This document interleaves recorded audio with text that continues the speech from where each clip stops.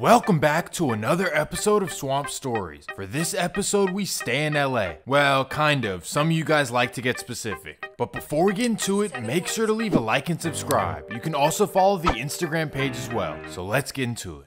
Long Beach, California, one of the most confusing places to anyone that's not from LA. Let me explain. Long Beach is located all the way at the bottom of the map, and most people will tell you that it's not LA, but it's in LA County, so to me it is. But that's not the confusing part. Long Beach is beautiful, it's clean, the houses are well kept, and most importantly, it's quiet most of the time. The majority of houses in Long Beach have pools in the backyard and look like comfort and safety. An outsider would for sure think they were in an upscale neighborhood anywhere they go in Long Beach. Oh yeah, and not to mention that the women are beautiful. This may be a small sample size, but I remember seeing the Long Beach State track team a couple years back, and oh my goodness, that's all I have to say. My goodness. So, you might be thinking that Long Beach is heaven on earth after the description I just gave you. But there's another side to the city, a side that a tourist would never expect. But in order for it to make sense, we should head back a few decades. In most episodes, I show a direct reason on how and why things went bad. For example, the construction of public housing and industry shutting down or generational poverty. But for Long Beach, I could not come up with a reason. Long Beach never had an economic collapse, it doesn't have public housing, and poverty is not a large issue. In fact, the median income is $22,000 above the national average. But somehow, despite all this, Long Beach is active and nothing to play with. The city is split up into different sections that do not like each other, and that's to put it lightly. And it's also one of the most diverse cities in the country, and that's what makes them so unique. So let me break it all down. For this episode, we're gonna leave the north side of Long Beach alone. And for those who aren't familiar, that's where Naughty Nasty is located, which is the area that Vince Staples is from. Instead, we're gonna focus on the east and west side of the LBC. That's because this is where everything goes down. But before we get into it, let me run the intro.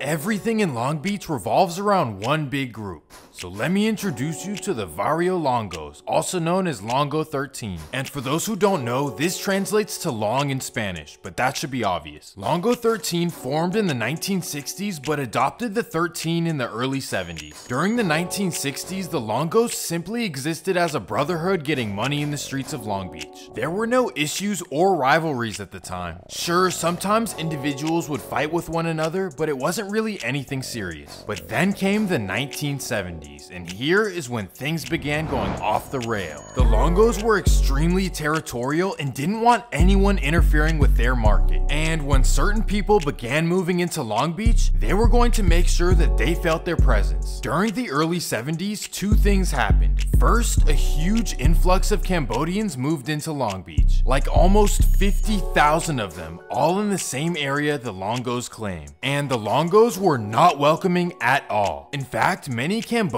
remember being extorted, robbed, and bullied as soon as they moved to Long Beach. And this caused them to join together and form two groups known as ABZ and Tiny Rascals. But that can be a whole separate episode. So for this one, we focus on an equally serious situation. All in the same east side area, an influx of families from Compton and South Central were gradually moving down. You see, Compton and South Central were already full-fledged crazy at this point, and Long Beach was an affordable way to escape the madness, or at least they thought. Once these families got settled in, they began running into the same issues that the Cambodians did. The Longos were not happy about their presence, and in order to protect themselves, these families had to group together and form their own. And that takes us to the most important topic of the video.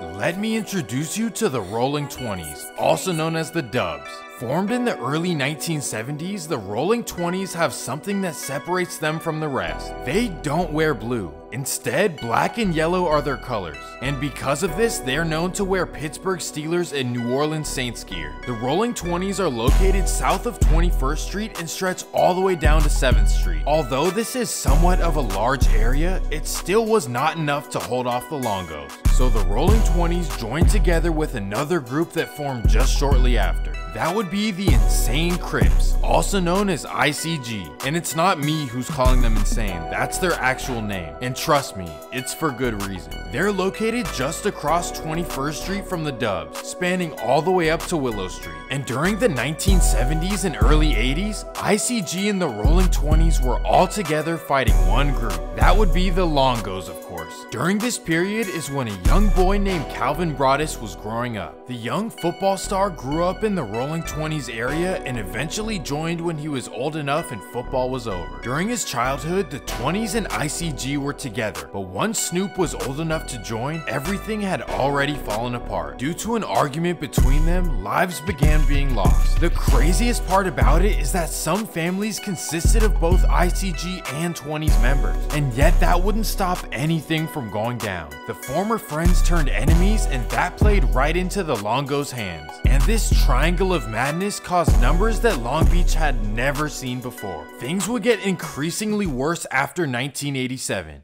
Long Beach saw a homicide rate of 14 in 1987, 17 in 1988, and then jumped to 22 in 1990. And Long Beach police claimed that 90% of it was related to these three groups: the Longos, the Rolling 20's, and ICG. Well, in 1989, Snoop Dogg would graduate from Long Beach Poly in the height of all the madness. And that's when he would begin rolling with the Rolling 20's. And while he's living the street life as a Rolling 20, he's also finding success in Long Beach as a rapper. That success would catch the attention of Dr. Dre, and Snoop would be featured on his 1992 album The Chronic. But despite the success, Snoop was still rolling around like he would before the fame. And this was risky because living day to day in Long Beach, you never knew what could go down. And that takes us to November 23rd, 1993. Snoop Dogg decided to move out of Long Beach and stay in the Palms area. So it's the afternoon and Snoop leaves his apartment, and as he's approaching the red light, he notices a man yelling at him from the corner. The man is causing so much commotion that Snoop pulls over to see what's going on. That's when his bodyguard Malik Lee begins to prepare for the worst. The crazy man's friend holds him back and puts him in the bushes. He then approaches Snoop and tells him that there's no issue. It's just that his friend forgot to take his meds, so he's acting out. So as Snoop is ready to pull off, the man comes out of the bushes and reaches in his pants. That's when Malik reacts and bam!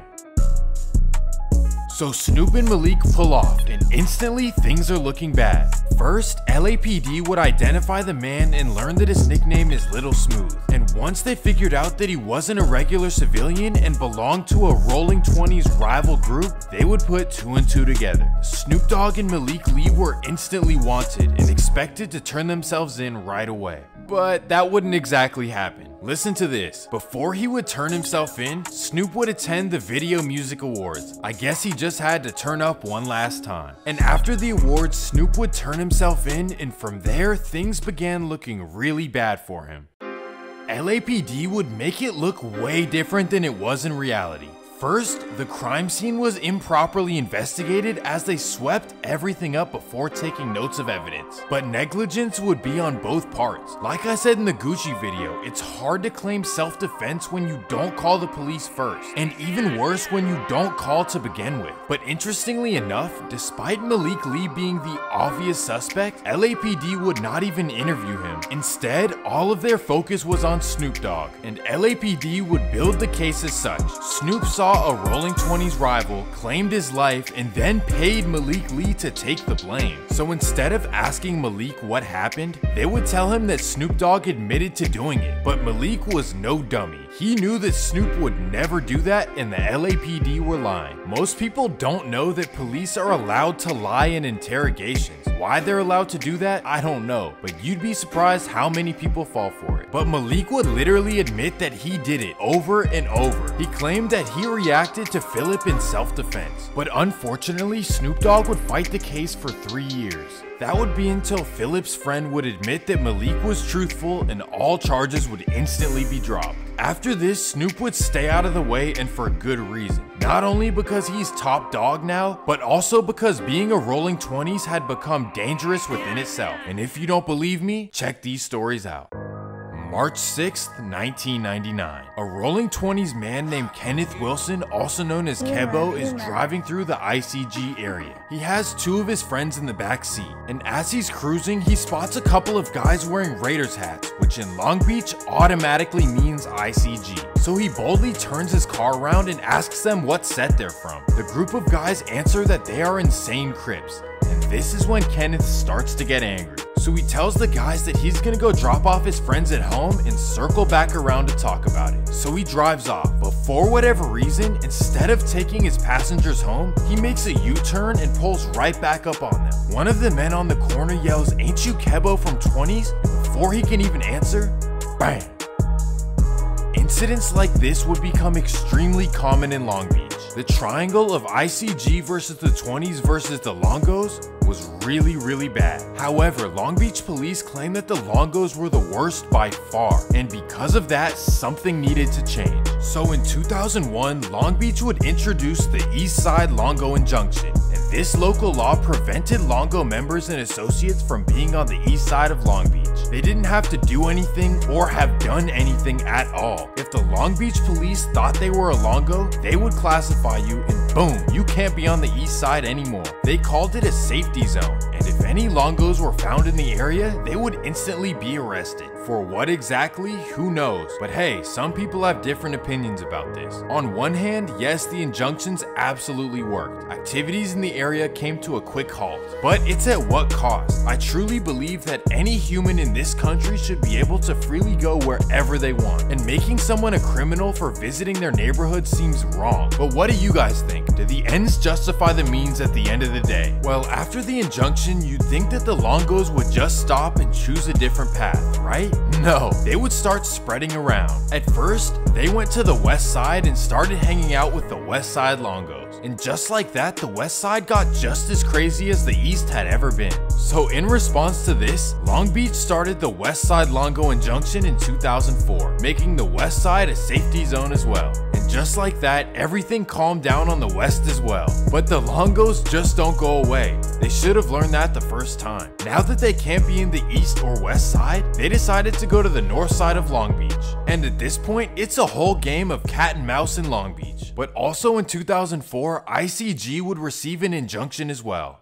But unlike the Longos, they had no other areas in Long Beach, so they decided to settle very far away. Specifically, the city of Lancaster, California, 95 miles away from Long Beach. And this is an example of the new LA. Due to injunctions and gentrification, most of these guys live at least 40 minutes away from their home turf. And gradually, the dynamic of the city would change throughout the 2000s. Long Beach is much safer than it ever was before. In fact, these days, I wouldn't even classify it as dangerous at all. Its crime rates are pretty similar to cities like Seattle and San Diego. And OG Swamp Story subscribers know why I mentioned those two cities. So I say all that to say that the new Long Beach is definitely different, but some of the old stories seem to still repeat themselves from time to time, except that new subsets have formed, which are most likely a loophole around the injunctions, but who knows. And instead of Raiders gear, they wear Cleveland Indians hats. But despite that difference, they have the same rivals they did way back in the 1980s. But this is a whole new generation.